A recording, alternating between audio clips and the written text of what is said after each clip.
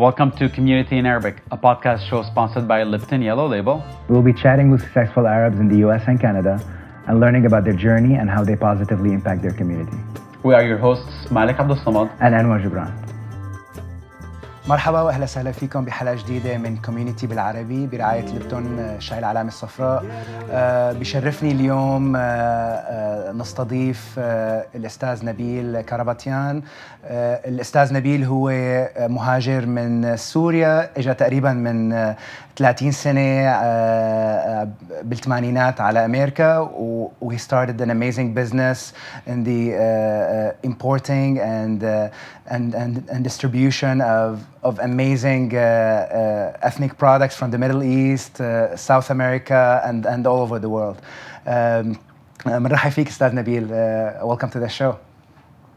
Thank you. رحب فيكم. Thank you for having me on your show. Yeah, absolutely. Thank you for taking the time. So you're an immigrant from Syria.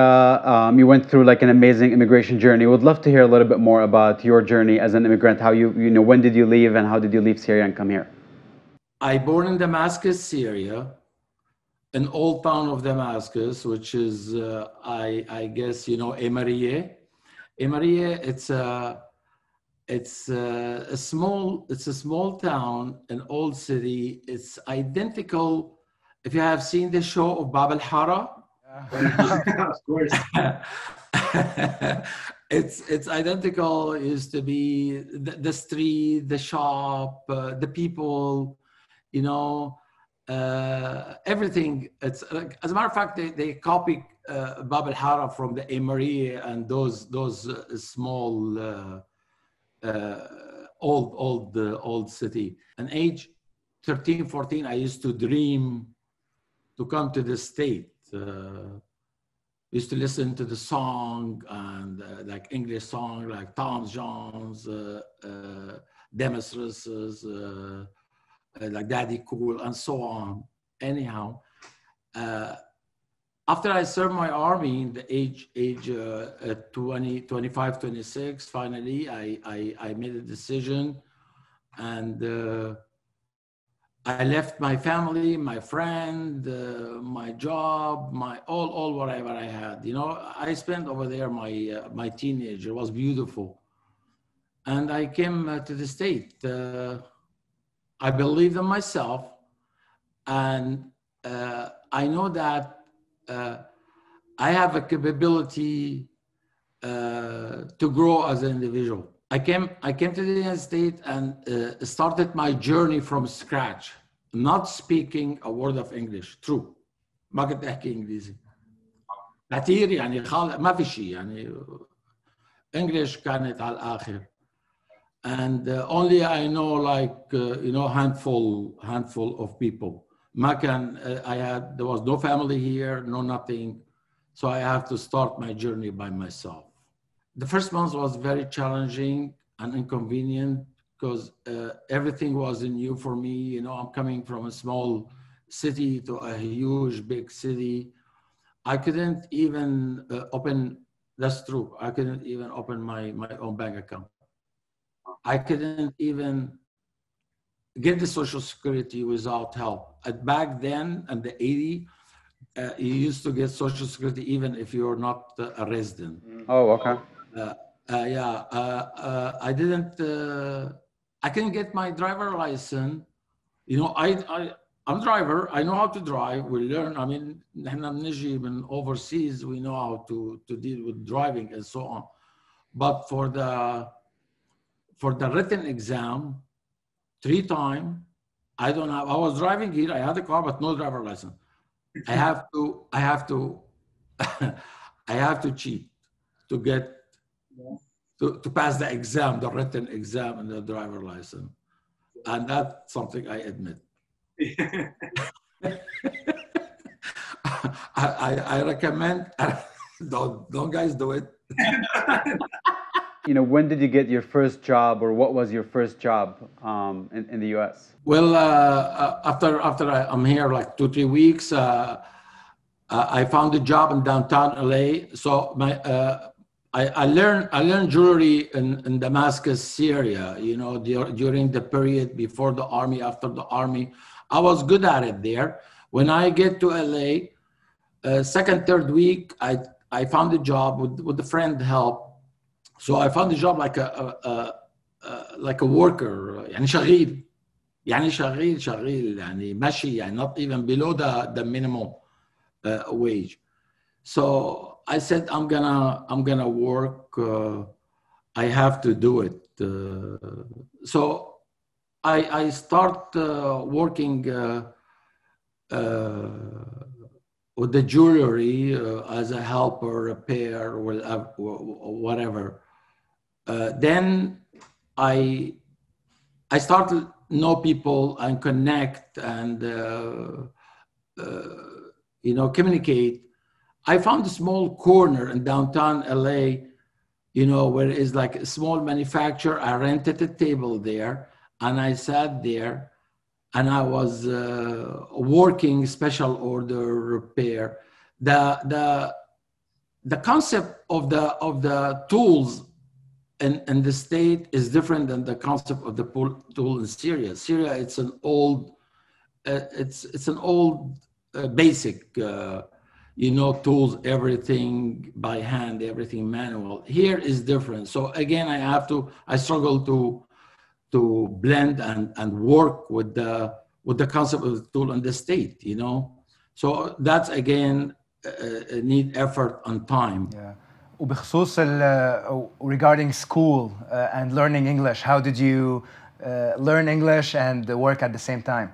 During working in downtown, you know, daytime, nighttime, I enroll in a small college as English as second language, and I start, you know, like I felt like I'm going back like 10 years old or 8 years old, learning, taking, you know, homework, but I did whatever I could so I can learn the English, and I guess I'm average with my English. I can do well, you know. هلا طبعا you were working in the jewelry and then at one day you thought, you know, that's not what I like, right? It's you wanted to go and that led you into the food and food industry. Can you tell us about this interesting story we talked about?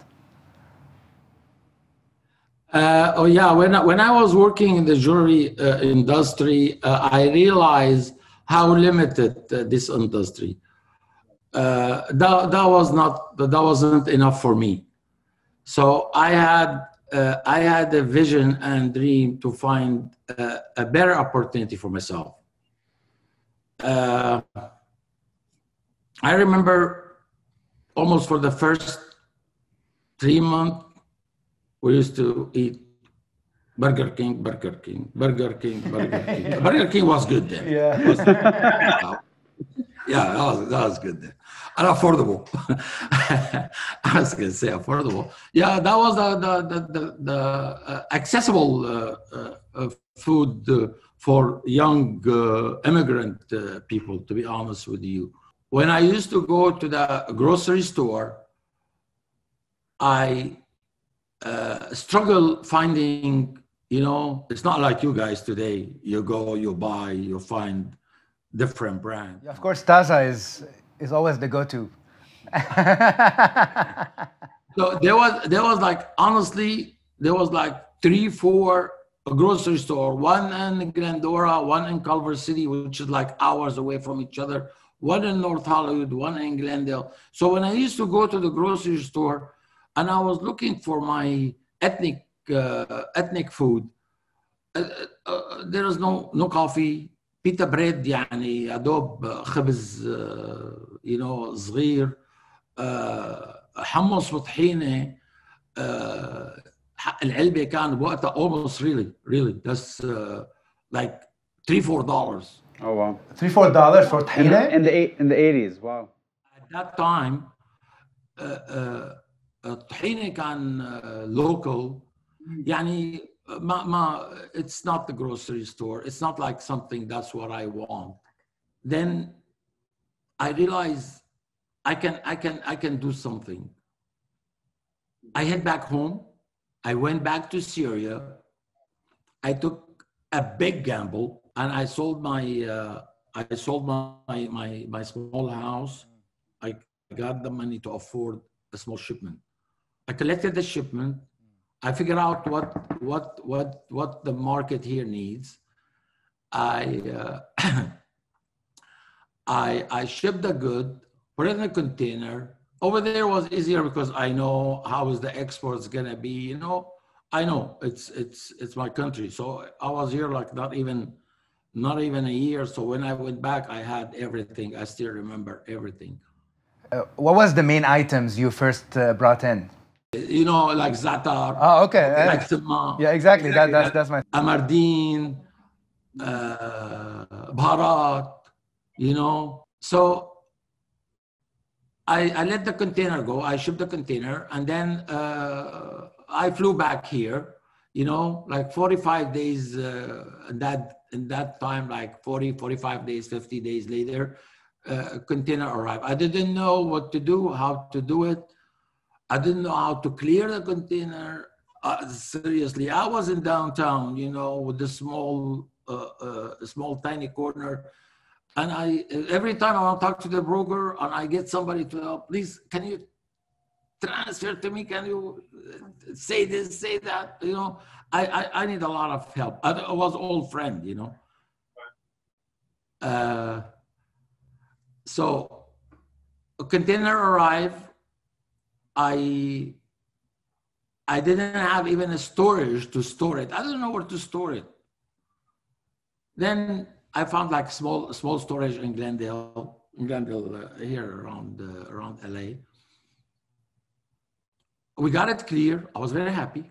Perfect. You know, and we got an appointment. They delivered the truck supposed to deliver the container to Glendale. I went to Glendale. I have 2 people to help me unloading the container. I was impatiently waiting waiting for that container to come here. My money come back, you know. I got my home back in the container, put it that way, because that worth it. How much is it? Of course, big gamble. It is. So, no container, no بطيخ, ما في شيء. Yeah. عن جد. I swear ما اجت الكونتينر. رحت على التليفون على الباي phone. At that time there was no communication, no internet, no cell phone, nothing. You know, you have to go to the pay phone and try to figure out what's going on. Anyhow, I went back to downtown around 4 or 5 o'clock evening. I got to my building.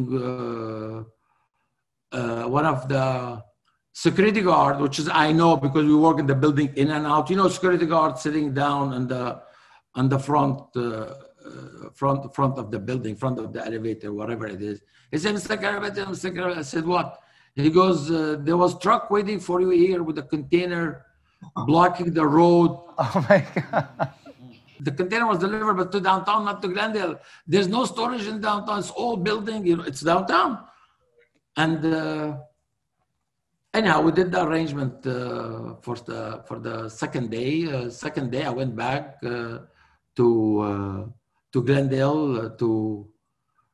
I went back to Glendale to unload the container. We unloaded the container. Everybody gone. I was sitting there. I was looking with the full of joy in my heart, with a lot of joy in my heart. Looking at it, I said, "Oh my God, it's under my roof."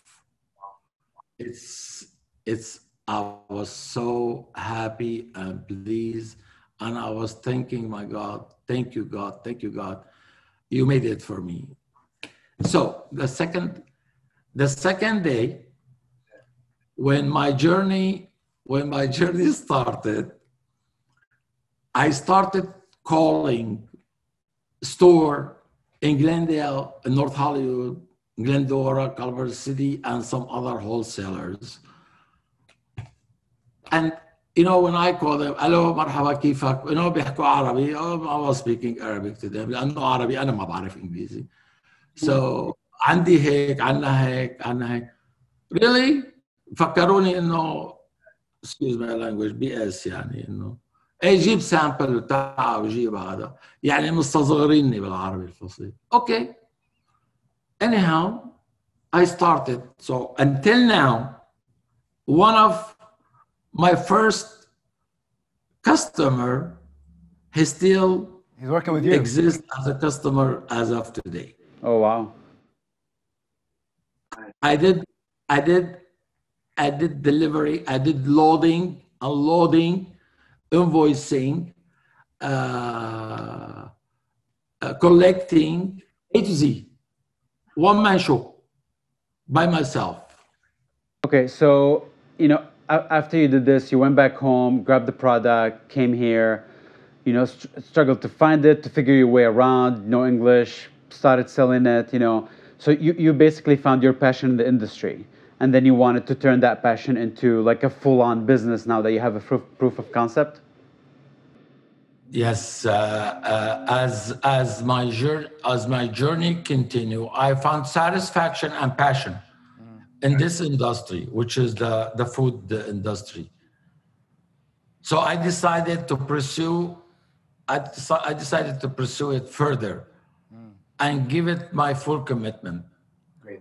I quit jewelry, and I put all my time in to the new business where I see and I saw it's a future. I returned back to Syria with my new knowledge, experience, to try to avoid whatever mistake happened in the beginning, and I start my new journey. Now, when did I start? In 1987, Karabetian import become an established business. Okay. I was one of the first importer to distribute ethnic Middle Eastern product. Great. With the large wholesalers around me, you know, there was like elephant, tiger around me. They all were, most of them wishing me to fail. They don't want me. You started mostly in California area, and then you expanded?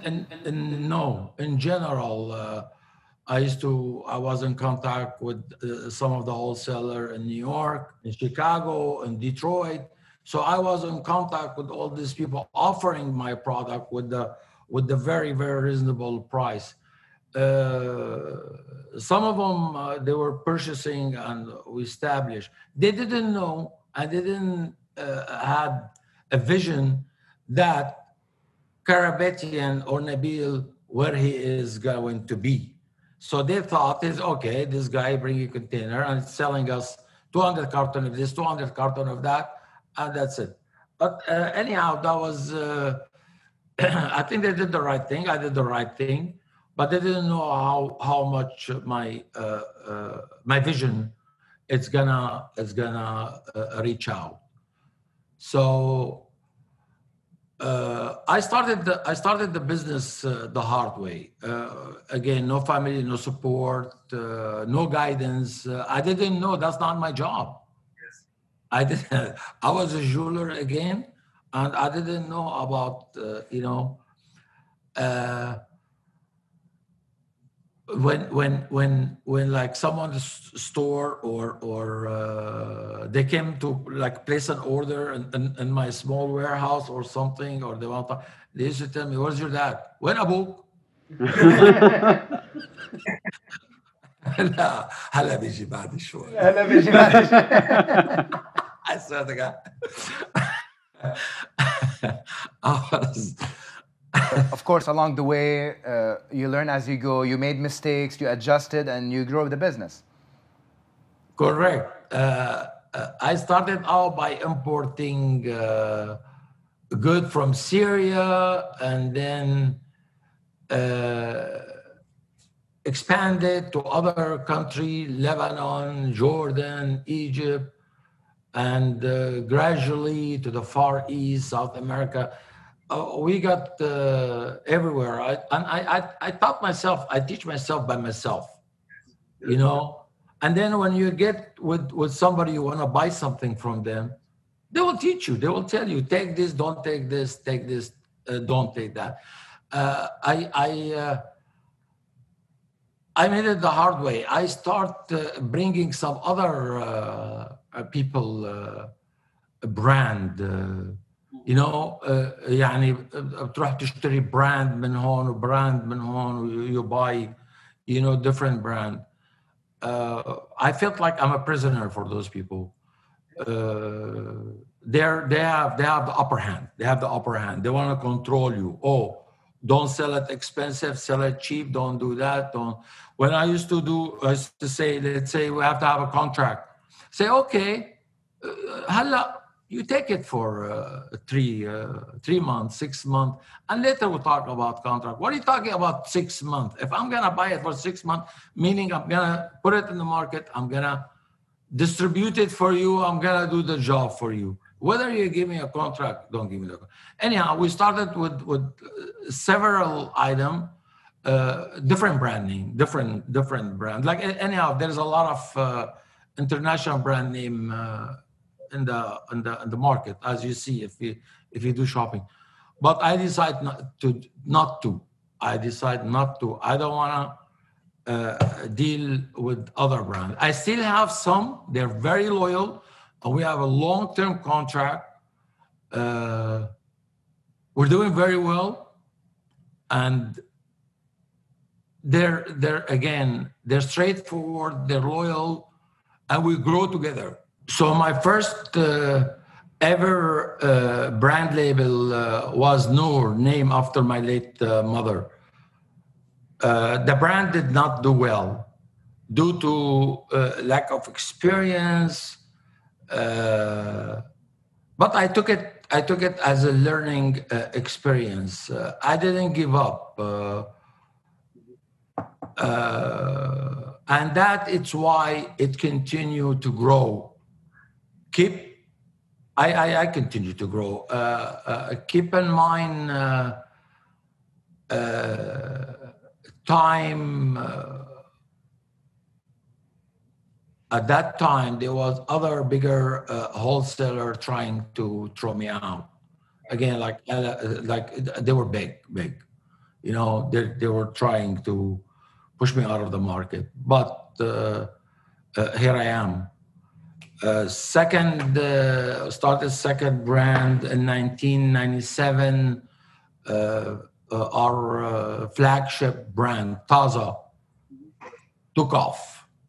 طازة started.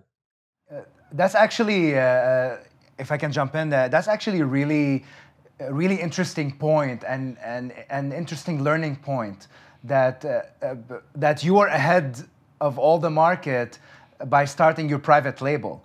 Because as we know now, branding and your private label, that's the thing that's gonna last, and that's the thing that's gonna compete with other commodities. So if you stayed as commodity, of course we know food is commodity unless you have a brand and a strong brand that is yours. So great, great starting in the 90s, and you were ahead of all the curve, especially now with the social media and all that, having your own brand and your own private label that give you a lot of advantage and a lot of power in the market. Don't you agree? That's true. Even though we chose the name طازة, you know, it's mean fresh. It was also like a fresh start for us too. Mm-hmm. So where's the brand today? Where's the طازة brand today? On طازة took off, we started small and gradually grow and expand. I started with a limited product line, then gradually added product from different region, from different places of the world. يعني If you need, let's say, sardine has to be from Morocco. If you need tuna has to be from Thailand. So every item, they got to be from a right country, right place, right town. Anyhow, at that time, my team start to grow as well. Good.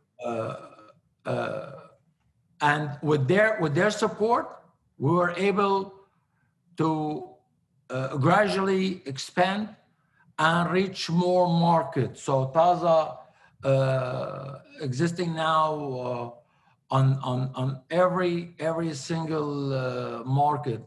You can see طازة in every kitchen and every pantry. Yes. Absolutely. You open your closet, you open your pantry, you open your what do you call it? Anything in your kitchen, you will find something طازة. Trust me. The part of the foundation was the employee too, help to grow the company. We have in our company some employee, they've been here for 25 years, some of them 20 years, some of them 15 years. They're like a family. They're friend, family, somebody you see every day. It's so beautiful to have the same people and you consider them friend and family. Imagine when you know someone, your friend for 20, 25 years, that's been how much you are loyal to each other. Absolutely. So today, Karabetian import and family owned, and today Karabetian remain a family owned and operating business. Everyone that work with us is considered family. We are a team that dedicated to more than just a profit. So it's not all about money. So we have the duty to our community to preserve our culture and keep us all connected. As a company at طازة, would love to hear your mission for the future.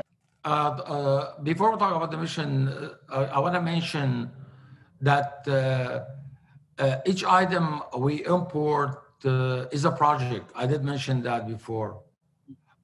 It's a project on its own. It can take some time between a month to 2 months, 3 months. And we always keep in mind that our family, they're the first to try the item. My kids, okay, they are the first to sample and taste the item before I put it in the market, I'll launch it to the market. Before anybody's kids eat it or anyone. So I want to make sure that we are 100% or 1,000% guarantee.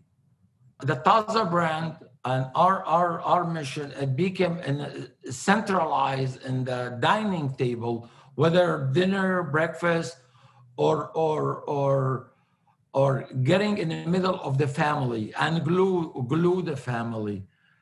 So this is how we see ourselves, you know, in every table. Well, we deliver the feeling of being home from home.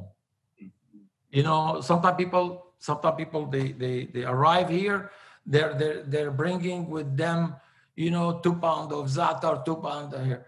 And sometimes, you know, they ask me, oh, jibna za'atar, jibna hai. I said, why, habibi, we got it all. And even sometimes, arkhas min overseas. I swear to God, sometimes our product cheaper than go buy ba'lawa min Lebanon. Oh, yeah. That's definitely a great mission. So I want to go back to focus a little on the business itself. And, you know, when COVID started, it really disrupted our lives in every way possible. So how was your business impacted by COVID, and what did you guys do to deal with it and to adjust and to serve the community through it? Yeah, that was a hard part. That was struggling. When the pandemic arrived to the state, we had no idea. We honestly, we have no idea what to expect. It was a very challenging time for the all food industry. Many businesses and people they're all protected at home. So people sitting home now, it was a chaos. We weren't sure if we will be able to continue serving our community. At that time, we were working 7 days, almost sometimes 16, 15, 14, 16 hours, 7 days a week, almost 16 hours a day. Take a risk, and our employee taking a risk, so we'll be able to provide food on the table for the families, for our community. We weren't sure if we could replace, يعني خلص عنا الرز, we finished the rice, we finished the food. Those the main hot item during the COVID, because people, they're sitting home, breakfast, lunch, dinner, blah, blah, blah, blah, blah, blah. And even the market was empty, shelf, خلصوا. So, we weren't sure that I'm gonna replace this product. I'm gonna have refill my warehouse or not. We start calling overseas. The COVID, it's worldwide. هيدا short وهيدا قاعدين بالبيت وهيدا ما عندنا شغل. So we continue to serve the market, and we were loyal to our customer. Everyone raised the price. Yes. We did not take advantage. We did not monopolize, the item. We were giving the product with the same price, not even a penny. Supplier, raw material, shipping, trucker, everything went up. We kept our prices.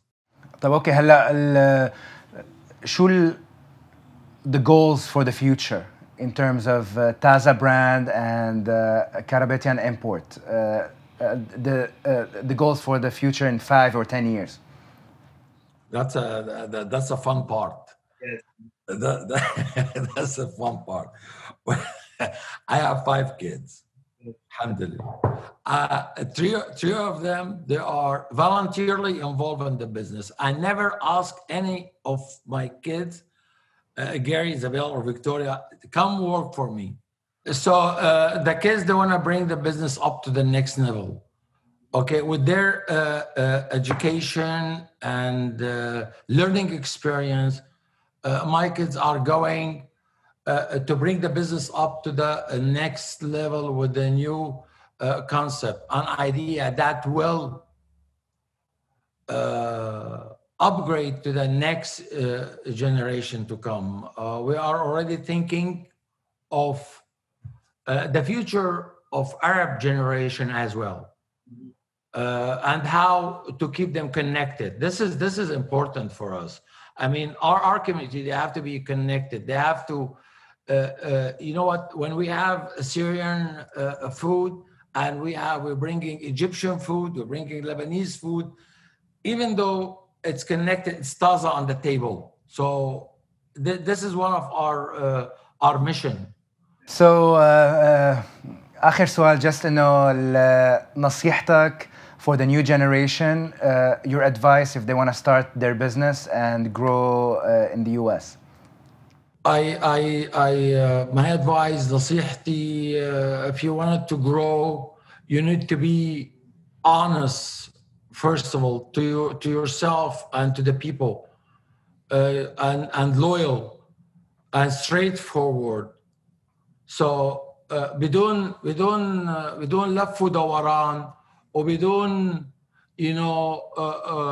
cut corner here, cut corner there. Part of our successful is we pay the full price. We pay the full price for the item, so they can deliver to you the right thing, the right ingredient. If we want to cut corner left or right, you will see different ingredient. Some other brand in the market, maybe they are less priced than طازة, but when you take it home, you don't feel good. You feel that's not what you want, you know. So don't cut corner. Be loyal. Pay your bills. Of course. Don't you know. This is very, very important. You can say anything, but when you pay your bill, everybody give you respect. That's really amazing, and you know we thank you very much for taking the time, and we look forward to meeting in person. I thank you very much, and I wish you always with the success with Najah. Inshallah, you grow, and we will see you on the screen, even on the big screen. Thank you for tuning in. We hope you enjoyed the episode. Please visit our website to vote for your favorite story. And don't forget to follow us on social media and subscribe to our podcast.